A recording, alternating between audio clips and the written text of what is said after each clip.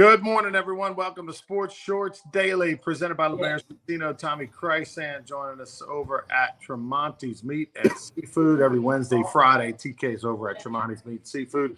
I'm in an undisclosed location presented by the Louisiana Sports Hall of Fame. Go to lasportshall.com. Get your tickets for this summer's Hall of Fame induction, June 20th through 22nd, where Drew Brees will be in that class, being inducted this summer. Of course, Drew was the king of Washington, D.C. Mardi Gras.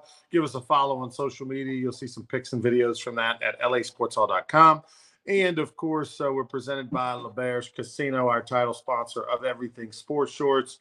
LeBair's getting ready for a big Super Bowl party, not this Sunday, next, at their sports book. It will be rocking. The place to be, no doubt about it, at LeBair's Casino. They'll be having a great event for the Super Bowl. So if you're looking for a place, you don't want to just be the only one at home cheering for Taylor Swift and the Chiefs. You can go be with a lot of peeps, as they will be, I think, the folks that people are pulling for the most around the country. All right, Tommy, besides the Super Bowl, where the 49ers are still favored, the line, I guess, swung back up, right? The money swung back up. It went from 2.5 for the 49ers as a 2.5-point favorite down to 1, and then now it's kind of hovering at 2. So settling, looking like the 49ers probably will be at least favored unless something crazy happens over the next 2 weeks. PGA has a big announcement that Tommy will tell you about, some changes potentially with the PGA Tour. The Pelicans are struggling. A lot of basketball in general in the state of Louisiana is in a struggle bus. The Pels have lost 3 in a row, and a couple of those have been blowouts. They did cover the other night when they were an 8.5-point dog to the Celtics. They lost by 6. LSU men's and women's basketball are in a tough spell right now. LSU women have lost 2 in a row. That is not something that we expected to say this year. They were preseason number 1 in the country, but yet they've now lost 3 games this season. And the issues, Tommy, with LSU women's basketball are the same 2 that they have had at the beginning of the year, and it's the same 2 that they're going to have for the rest of the year. But due to injuries in the transfer portal and whatnot, they don't have a bench. They played 3 players off the bench for a combined 21 minutes. Had like 1 rebound, 1 assist, 4 or 5 points, and 4 fouls between those 3 players. So you're not getting anything other than you're just literally trying to get them rest, or if someone fouls out. And they can't shoot the ball from 3-point range. They are abysmal. Tommy, I'm telling you, you and I could be as good as LSU women are shooting the basketball from the 3. They just don't do it. It's not a part of their game. And when they try to do it, they just don't have enough players who can.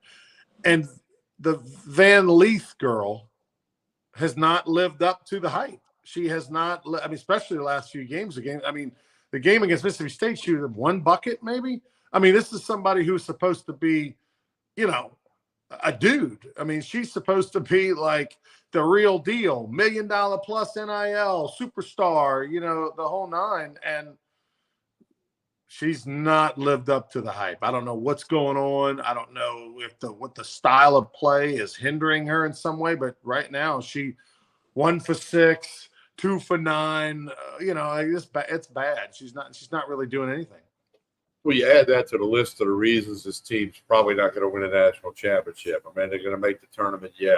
They're going to win the first couple games of the tournament, yeah, because the opponents will be very weak. But they don't at the depth. Van Lith is not lived up to expectations, the injuries, the portal. Michaela Williams can get hot, but she wasn't hot the other night. So you add all that together, and that's why you've lost a couple in a row. You're still going to be ranked. You're still going to be formidable and still capable of beating anybody on any given night. And look, you just got to defer to Kim Mulkey. She's an elite coach. Her resume speaks for itself. She knows what it is. She'll address it. She'll fix what she can during this season, and then she'll make sure next year's, a different story. With the men, it feels like Cinderella has struck midnight, right? Like they kind of exerted some energy, had a nice 2 weeks, and now it looks like they're back to just being that team that we thought they were. It looked like that team that we saw before January 1, okay? And they had a couple of nice games, but, it's a grind, and they're not playing like they once did, and you're not so sure they can turn it around. Maybe not. And, I think the women, will be better off going forward than the men, unless the men can get hot again. You got to score the basketball and then protect it. Score it, don't turn it over, and your chances to win go up. And that's what that team's going to have to do. They can't afford to not play their A game and win, like great teams cannot have a good day and still get a W. Super Bowl, between now and the time the Super Bowl happens, it just seems like the storyline, the number one story is Taylor Swift, and will she make it to the game on time, which she will. By the way, Taylor Swift in concert on Saturday, day before the Super Bowl, in Tokyo, Japan.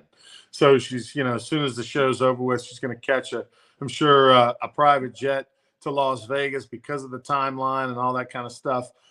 She'll be fine as far as being able to arrive and get there on time, maybe even, as much as they're saying the night before. But there's been some analysis done.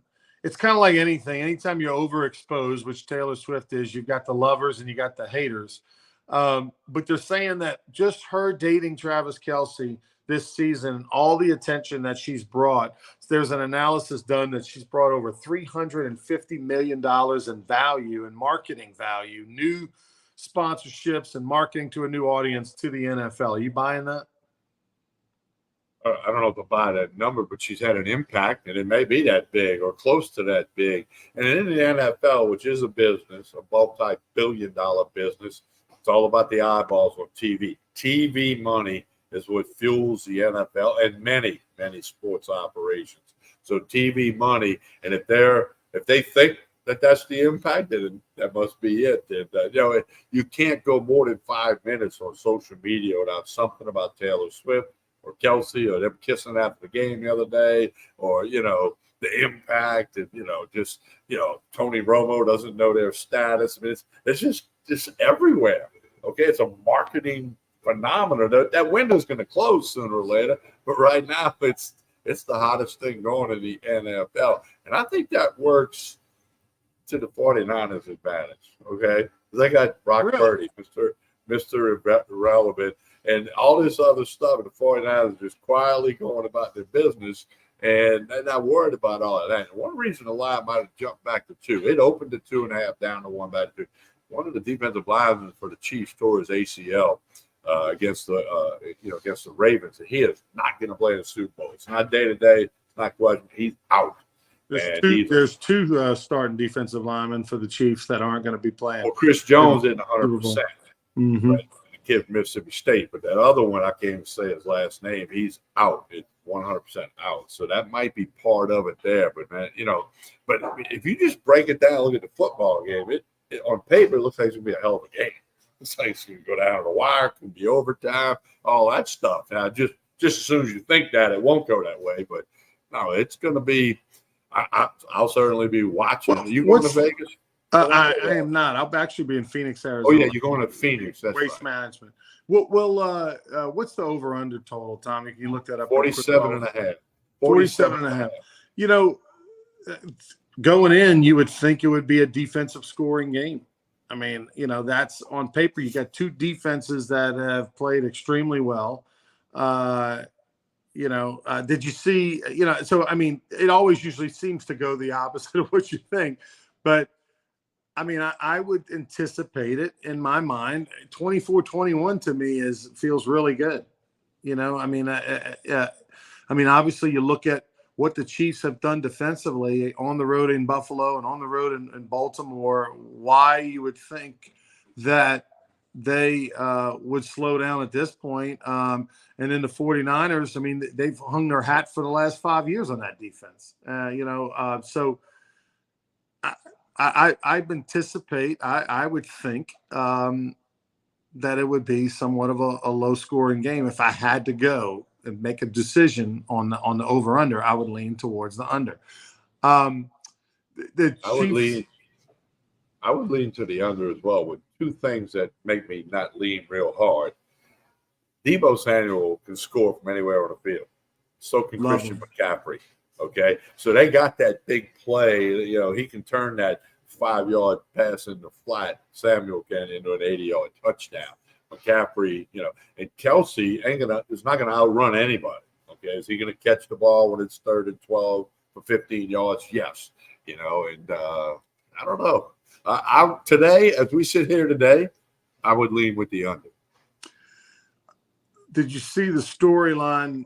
We'll get back to Taylor Swift in a sec. But did you see the storyline about that went viral? The Kansas City Chief fan who was on the construction team of the Raiders stadium that buried the flag underneath the stadium. He took a picture when they were building the stadium years ago. He took a picture holding up a little Chiefs flag, and then allegedly he put that flag in the dirt that was then, obviously concrete poured over it, all that kind of stuff. That's pretty neat if it's true. He put it where he thinks the 50-yard line would have been. Because once some stadiums start getting up, you can almost figure that out. Funny story, Ronnie. Before Camden Yards opened in Baltimore, I was at a national recreation convention, and we took an ice chest and we jumped a fence, and it was pretty close to being done. And we put the ice chest where we thought home plate would be, just kind of looking, and a bunch of 4 or 5 of us just drinking beer and acting like we were in Camden Yards. We were in Camden Yards. And all of a sudden, like the cops with the lights, flashlights, what are you guys doing in here? Oh, well, that gate over there was open. Well, he goes, that wasn't open. Well, okay, we jumped the fence. Y'all get out of here. I mean, we didn't get in trouble, but we kind of sat there where we thought home plate would be. It was probably within 6 months of that stadium opening. That was pretty fun in Baltimore that night. Speaking of Baltimore, look like they're going to be sold. The Angelos family bought the team 30 years ago for $176 million. They're expected to sell it for $1.76 billion. A little 10 times profit, not bad. Good ROI. Yeah, I would say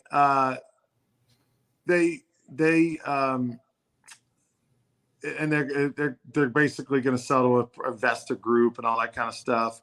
But Camden Yards, speaking of, they did do a deal a few months ago, which is also one of the reasons why they're selling a 15-year deal. So they're going to be the Orioles will stay in Camden Yards for at least another 15 years. And then there's like a 15-year option remodel type thing on the other end for the city. So Camden Yards, who was like that first old stadium, it was kind of the first of the renovated old stadiums look that now we've seen many times since, but as Camden was open in the 90s. And before that, they played, in a football, baseball, oval stadium. Was it Memorial? I can't remember the name of the stadium that they used to play with a Colts. Memorial Stadium would have been Colts and Orioles. Municipal Stadium was in Detroit. Yeah, I think it was Memorial Stadium. Yeah. Anyway, it was just one of those cookie cutter kind of ballparks, really not made for baseball. And Camden Yards was like just amazing, state of the art, kind of just gorgeous in the sense that it had the old look and the history, but yet it was brand new. And it was kind of the model that a lot of fields were used to create. Ronnie, are you old enough to remember? I'm a little bit older than you. Are you old enough to remember you could watch the NFL game and the baseball diamond was in the field? Oh, yeah. Oh, sure. Yeah, like certainly in Oakland. I remember that vividly. Because the Raiders would be on TV a lot in the 70s because of John Madden and Stabler and all that. And, I mean, they literally had they'd have to cut the mound down and flatten it. I mean, and if you look up some old NFL films, you'll see that. And, of course, that's when the goalposts were on the goal line, not the back of the end zone. And, I mean, there were many a guy who ran into those posts.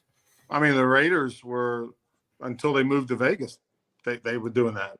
I mean, that was recent. They played in the same stadium the Raiders did in Oakland up until literally when they moved to Las Vegas. You played on a field that had that cutout. It was and look, and most famously Philadelphia, where the Eagles play and where the Phillies play, they share that stadium. That is where Wendell Davis broke both of his kneecaps and sued the NFL and sued the stadium when he landed on a seam, on the outfield seam. When he went up to catch a ball, came down, both of his kneecaps dislocated, shoved up into his thighs, and ended his career. And he got a big settlement, and that kind of led to, that was they started changing the ballparks and the turf, and they're going with a different type of turf and all that kind of stuff.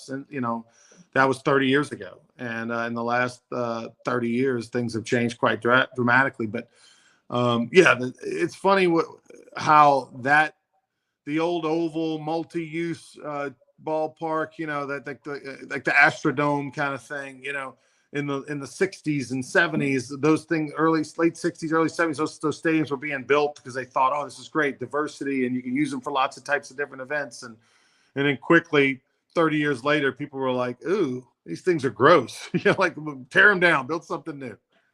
Well, Ronnie, I can remember when I was playing baseball at Southeastern, Northwestern State had a turf infield. They were the only ones that we knew anywhere in the South that had that. And it was, Ronnie, it was concrete. Imagine today, concrete with a real thin piece of carpet laying on top of the concrete. That's what it was. And what I do remember, and that's happened in the Dome when you played there, like if a pop-up hit the turf at Northwestern State, it bounced almost 100 feet in the air. I mean, it was concrete. And, then nobody knew how to stay down on the ground ball that everybody knows now. But I remember that. It was like, going to Northwestern State, oh, wait, they got the turf. This is going to be unbelievable kind of thing. I remember that. They still have turf on the infield up there, don't they? Their whole field's turf now, right? No, just the infield is turf. But not the same one, I can promise. Not the same one. I mean, when you played, that was like garden turf at your grandma's house out on the patio. Exactly. I mean, it was 100%. It was that's what it was. Yeah, and they ended up I know a couple of times Northwestern State ended up getting parts of Superdome turf, like when they would redo theirs, and they had the old turf. They would cut up pieces and send it elsewhere. And I think at least once or twice, they got Superdome turf, but now they use the turf like everybody has at Parkview Baptist or any high school, college that's Southeastern. They all use that same sort of sports turf. Yeah, Nichols has got it too. So yeah, McNeese's whole field's turf, correct? McNeese's whole field is turf, correct? Yes. And that's where the Gumbo Gators are going to play, right? That's right. Gumbo Gators starting May 30th. The Baton Rouge Rougarous first opponent, May 30th and May 31st, will be in Baton Rouge against the Lake Charles Gumbo Gators, brand new team in the Texas Collegiate League. Tell us about the PGA Tour. Big event going on. Big news on the PGA this week. Well, the PGA announced that they formed a partnership with the Strategic Sports Group, $1.5 billion. That's what it be. And that's going to infuse some money into the purses and the fan experience at the event and all this stuff. Just kind of not window dressing, a little more than that, but just some things like that. What I think this will cause is the much anticipated deal between Live Golf and PGA Tour Enterprises, which is a new company formed by the PGA Tour of America. So it's moving in that direction now. And I would think within a year, that the whole golf world is back together, kumbaya, and you might have a live event, but they're gonna figure it all out for the Ryder Cup, the President's Cup, the Olympics, whatever's gonna go on, tour events, world golf rankings, all of that's gonna be smoothed out, I believe, in the next year. So the PGA Tour doing this $1.5 billion influx or infusion of money from the Strategic Sports Group, which, by the way, the Atlanta Falcons owner is a part of. A lot of professional sports, sports team owners are in this. Is basically going to infuse them some money so that they can kind of appeal to a new audience with some trying to change up maybe a little bit on how they put on these events and how they can make it more fan friendly, as well as increase the purses and do some things similar to maybe what the Live Tour does. So you anticipate there still being some live events, but much like the European Tour and other tours, just all kind of under that umbrella where they all kumbaya, and points you earn can kind of move and add to President's Cup teams and FedEx points and all that kind of thing. Yeah, and the stumbling block there is the PGA Tour pretty much has a 52-week schedule or 48-week schedule. So they're not going to want to live event opposite, a big event. Now, New Orleans is in that, they're not a major event. They're not real small. Places like Milwaukee and a few other places are smaller events. So again, because when they have a golf tournament, it's all about the field in the golf tournament. In the Pebble Beach Pro-Am this week, 14 of the top 15 golfers in the world are in the Pebble Beach Pro-Am. Okay, that's what TV wants. That's what the golf organizations want. The strong field. not like that tournament they play opposite of the British Open down in the Bahamas or something. You might know 2 names in that field of 144 golfers or whatever it is for that tournament. That's so they're gonna be careful to do that, where you're not gonna have, a big time tournament like the Houston Open is really big. It used to always be before the Masters. It's like a tune up to the Masters. But they're not going to want to live thing that week, and certainly not opposite the 4 majors or not opposite the Players Championship, with quote unquote 5th major. So there's a lot of work to be done in the meeting room to iron all this stuff out. And not everybody's going to be happy, but they're going to have to come up with something. They can't keep just waffling in the wind. Looking forward next week to going to Phoenix for the Waste Management Phoenix Open. I will definitely give you a report. Are you bringing your clubs? I am bringing my clubs, and I'm going to play on Tuesday. I get there on Tuesday afternoon. We'll play. So you and I next week will do, instead of doing it on Wednesday, the show, we'll do it on Tuesday, and then we'll do it at a normal time on. So it'll be Monday, Tuesday, Friday next week. Okay. But looking forward to it. The Phoenix Open, Waste Management Phoenix Open, is the #1 event in golf. Yes, the Masters and the U.S. Open and all those have history and tradition, and they're majors and they're really cool. But as far as fan attendance, there's not a golf event even close to how many people will be at the Phoenix Open when they'll average 150,000 a day at their event, if not more on certain days. And I mean, I'm going to see Duran in concert Friday night, in the 19th hole, at the Hawks Nest, whatever. And then Wednesday night, going to see Bailey Zimmerman, the country singer, and Hardy, the country singer. They're performing together Wednesday night at the golf tournament. You got to have an extra ticket for that. I mean, it's incredible what they have. Oh, by the way, there's some golf being played around the party. Well, and I'm assuming you're going to be like Billboard in the Rougarou gear. Of course. Because you're going to get on TV. So, I mean, I need a Rougarou jersey. I know you and Gus are going to be on TV. I know this. All right, Is well, Casey you're right. McKenzie going to be there? He's Casey going was out there last year. He's going out there the first 2 days. Him and Dirk are going out there. Well, you got to get Gus in some Rougarou gear too, at least a lid, That's right. And because you guys are going to be on TV, because I know you're going to work that out. I hope so. All right, TK, tell us about Tremonti's on the way out.